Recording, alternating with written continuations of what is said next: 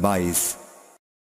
حضرت محمد مصطفیٰ صلی اللہ علیہ وآلہ وسلم نے فرمایا، جب جنتی جنت میں اور دوزخی دوزخ میں داخل ہو جائیں گے، اللہ پاک فرمائے گا جس کے دل میں رائی کے دانے کے برابر بھی ایمان ہو اس کو بھی دوزخ سے نکال لو۔